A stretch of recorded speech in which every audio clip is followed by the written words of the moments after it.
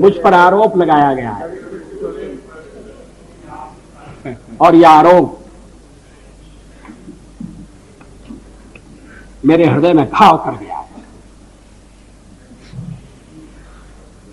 आरोप यह है कि मुझे सत्ता का लोभ हो गया है और मैंने पिछले 10 दिन में जो कुछ किया है वो सत्ता के लोभ के कारण किया है। अभी थोड़ी देर पहले मैंने उल्लेख किया कि मैं 40 साल से सदन का सदस्य हूं। सदस्यों ने मेरा व्यवहार देखा है, मेरा आचरण देखा है। जनता दल के मित्रों के साथ मैं सत्ता में भी रहा हूं। कभी हम सत्ता के लोभ से गलत काम करने के लिए तैयार नहीं।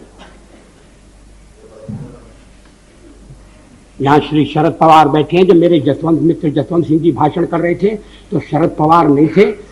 वो जसवंत सिंह जी कह रहे थे कि किस तरह से शरद पवार ने अपनी पार्टी तोड़कर हमारे साथ सरकार बनाई थी, सत्ता के लिए बनाई थी या महाराष्ट्र के भले के लिए बनाई थी, ये अलग बात है, मगर उन्होंने अपनी पार्टी तोड़कर हमारे साथ सहयोग किया। मैंने तो ऐसा कुछ नहीं किया। बार बार इस चर्चा में एक स्वर जनाए सुनाई दिया है कि वाजपेयी तो अच्छा है मगर पार्टी ठीक है।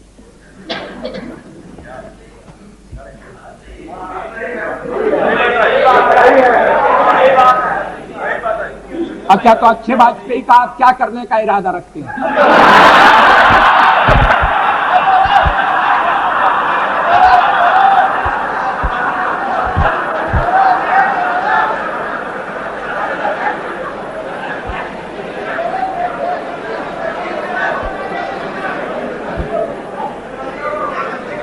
अध्यक्ष महोदय, मैं नाम नहीं लेना चाहता, मैं शरद जी का भी नाम नहीं लेना चाहता, लेकिन पार्टी तोड़कर सत्ता के लिए नया गठबंधन करके अगर सत्ता हाथ में आती है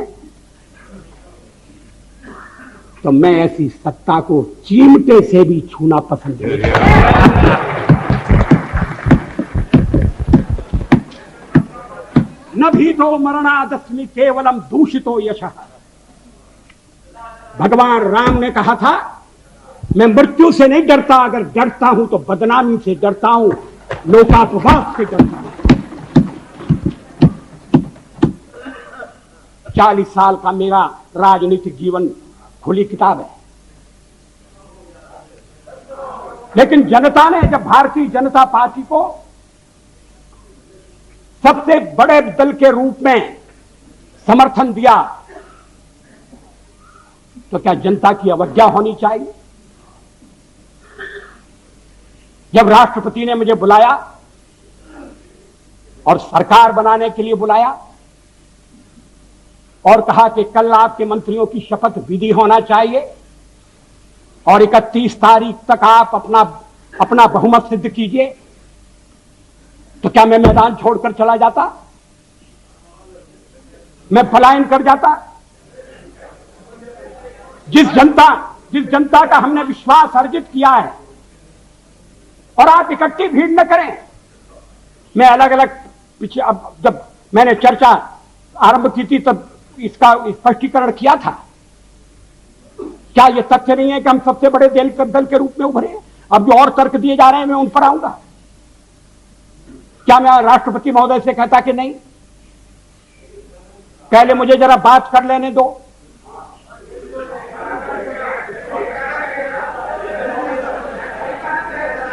जब वो कह रहे हैं कि कल शपथ विधि होगी और मुझे समय दे रहे हैं 31 तारीख तक का, तो मैंने कहा कि 31 तारीख के जो समय दिया जा रहा है उसका मैं सदुपयोग करूंगा, अन्य दलों से चर्चा करूंगा, उनका समर्थन प्राप्त करने का प्रयास करूंगा, एक कॉमन प्रोग्राम के आधार पर हम आगे बढ़ सकें, इस तरह का वातावरण बनाने की कोशिश करूंगा। इसमें क्या आपत्ति की बात है? इसमें कौन सा सत्ता का लोभ है? और फैसला केवल मेरा अकेला नहीं था, पार्टी का फैसला था। अध्यक्ष महोदय,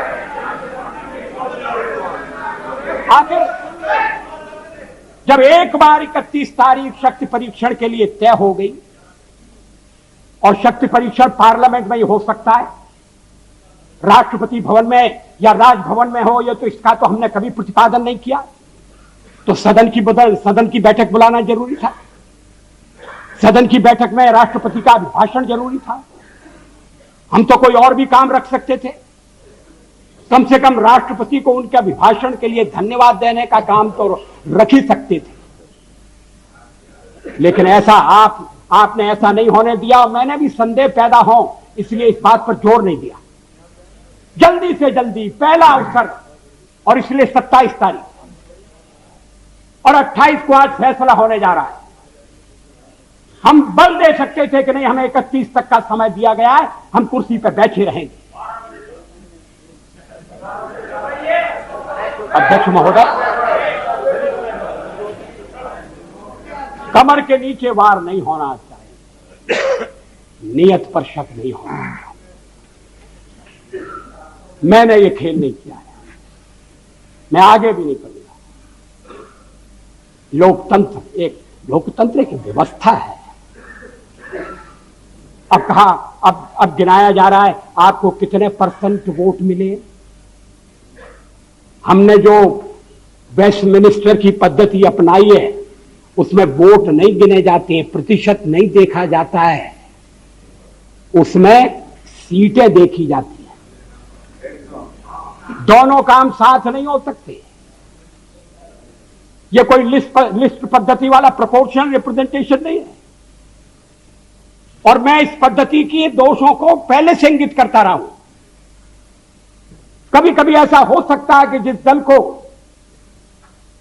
देश में बहुमत न हो वो दल अधिक सीटें लेने में सफल हो जाए। कभी कभी ऐसा भी हो सकता है कि वोट ज्यादा हो और सीटें कम हो। 1% वोट के अंतर से केरल में संयुक्त सरकार बनी, एक सरकार हट गई। 1% वोट का फर्क था।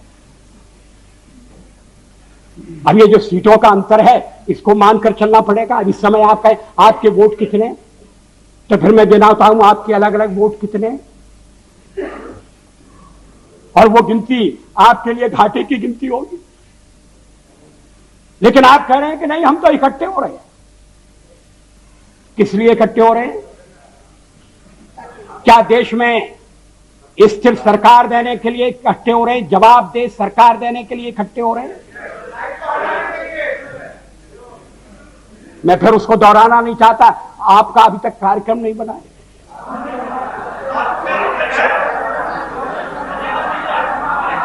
उस कार्यक्रम को लेकर आप जनता के पास नहीं गए। जिस जनादेश की आप बात कर रहे हैं, % वोट की बात कर रहे हैं, वो अलग अलग प्रदेशों में मिला है, अलग अलग कारणों से मिला है। तमिलनाडु में मेरा तो कोई झगड़ा नहीं था डीएमके से, लड़ाई तो कांग्रेस से थी। और यही स्थिति आंध्र में हुई। आंध्र में हम तो लड़ाई में कहीं नहीं थे, लड़ाई हो रही थी कांग्रेस के साथ। और कहते जनाधिकार हमारे खिलाफ चला गया। ये कैसा जनाधिकार है? आप कहिए, आप कह रहे हैं, दबे दबे कह रहे हैं, साफ साफ कहिए, खुलकर कहिए कि हम किसी भी कीमत पर आपको सत्ता में नहीं आने देंगे। ये भाषा ठीक नहीं है। इस भाषा के पीछे जो भावना है वो और भी गलत है। हिटलर का हुआ खड़ा किया जा रहा है इस सदन में। फासिस्ट वाद पैदा हो रहा है। इस तरह की यहां जो पहली बार सदन में आए हैं, जिन्हें सदन की मर्यादा का भी पता नहीं है, वो इस तरह की भाषा बोल रहे हैं।